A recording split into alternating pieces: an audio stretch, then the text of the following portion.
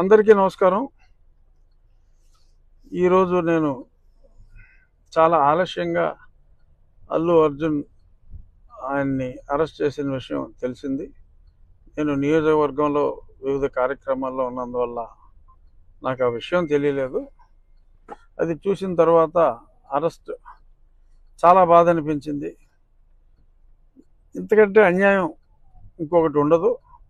ఎందుకంటే అతను నటుడు, అతను సినిమా నిర్మాత కాదు. తన యూనిట్ అక్కడ షో వేస్తున్నాం, బెనిఫిట్ షో అంటే ఈ ప్రభుత్వం ఇచ్చిన బెనిఫిట్ షో, తెలంగాణ ప్రభుత్వం ఇచ్చిన బెనిఫిట్ షో. ఆ బెనిఫిట్ షోకి తన నిర్మాతలు తనని ఆహ్వానిస్తే అల్లు అర్జున్ని, అతను అక్కడికి వెళ్ళినప్పుడు సూపర్ స్టార్గా ప్రస్తుతం అల్లు అర్జున్ గత పుష్ప 1 తర్వాత పాన్ ఇండియా స్టార్ ప్రభాస్ లాగా అతను కూడా పాన్ ఇండియా సూపర్ స్టార్ అయ్యాడు. దానికి తగ్గట్టే ఫ్యాన్ బేస్ ఉంటుంది. మరి అటువంటి ఫ్యాన్ బేస్ ఉన్న వ్యక్తి అక్కడికి వెళ్తున్నప్పుడు యాక్సిడెంట్ ఈజ్ అన్ యాక్సిడెంట్. అది అందుకే యాక్సిడెంట్ అంటారు దాన్ని. So incident is different, accident is different. మరి అలాగా తొక్కిసలాట్లో అంటే అర్జున్ గురించో లేకపోతే సినిమా చూడటం గురించో వచ్చిన ఆ తొక్కిసలాట్లో ఒక వ్యక్తి మరణించడం చాలా బాధాకరం. సో దానికి కూడా వాళ్ళు స్పందించి ఇమీడియట్గా ఒక నష్టపరిహారం, ప్రాణం విలువ అపారం అయినప్పటికీ యాక్సిడెంట్లో చనిపోతారు. యాక్సిడెంట్లో అది బాధాకరం అయినప్పటికీ కూడా దానికి ఒక వ్యక్తిని యాక్సిడెంట్కి బాధ్యుని చేయటం, సంబంధం లేని వ్యక్తిని. ఎందుకంటే ఒక హీరో అతన్ని పిలిచినప్పుడు ఆ హీరో ఏదైనా నీకు పోలీస్ అప్రూవల్ ఉందా, పోలీసు వాళ్ళు పర్మిషన్ ఇచ్చారా? ప్రభుత్వం పర్మిషన్ ఇచ్చిన షో అది. 1000 రూపాయలు కలెక్ట్ చేసుకోండి, షో వేసుకోండి అని చెప్పి ప్రభుత్వం ఇచ్చిన వెసులుబాటు. సో ఈ పర్మిషన్ కూడా ఉంటుంది అని అర్జునే కాదు ఎవరైనా అనుకుంటారు అక్కడికి వెళ్ళేటప్పుడు.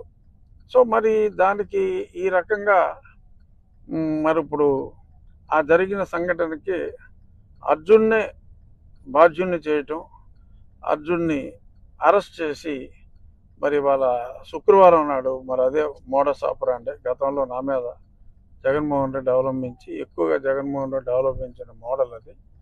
మరి యాదృచ్ఛికంగా జరిగిందా, శుక్రవారం కావాలనే జరిగిందా? ఏదేమైనా అల్లు అర్జున్ అతన్ని అరెస్ట్ చేయటం అనేది అత్యంత బాధాకరం. మానవ తప్పిదం. బట్ దానికి ఎవరెవరో సోషల్ మీడియాలో 10 సంవత్సరాల శిక్ష, ఏదన్నా ఇన్సిడెంట్లో ఇప్పుడు దాకా ఎవరికైనా 10 సంవత్సరాల శిక్ష పడిందా? అంటే ఇప్పుడు పడుతుందని కాదు, డెఫినెట్గా నాన్ బెయిలబుల్ సెక్షన్లు పెట్టినా court can give the bail and I'm sure Arjun will get the bail. అందులో ఎటువంటి సందేహం అక్కర్లా, తప్పకుండా అతనికి బెయిల్ వస్తుంది. కానీ ఈ రకంగా మరి చేయటం అనేది, ఇంకా సినిమా స్టార్స్ అనేవాళ్ళు ప్రజల్లోకి రావటానికే భయపడే సిచ్యువేషన్ క్రియేట్ అవుతుందేమో అని నాకు అనిపిస్తుంది. ఇది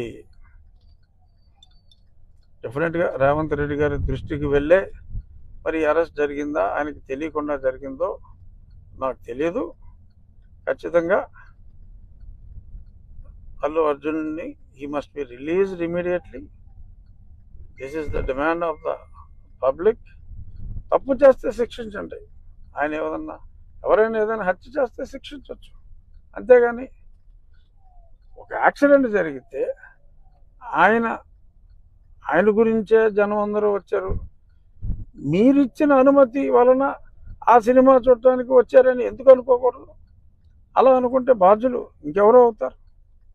సో దయచేసి my appeal to honourable chief minister of Telangana, దయచేసి ఈ కేసు నేను ఎవరైతే ఆ కంప్లైంట్ ఇచ్చారో ఆ కంప్లైంట్ ఇచ్చిన వ్యక్తి కూడా ఇది సమంజసం కాదు అని ఆ కంప్లైంట్ కూడా విత్డ్రా చేసుకోవటం జరిగిందని కూడా నేను చూశాను. సో కాబట్టి విజ్ఞత ప్రదర్శించి ఇటువంటి కేసులో ఇరికిస్తే అది చాలా చెడ్డ మెసేజ్ ఇచ్చే అవకాశం ఉంది. కాబట్టి it might be an anomaly, kindly rectify it అని చెప్పి మనస్ఫూర్తిగా నా మిత్రుడైన రేవంత్ రెడ్డి గారిని మీడియా ముఖంగా నేను రిక్వెస్ట్ చేస్తున్నాను.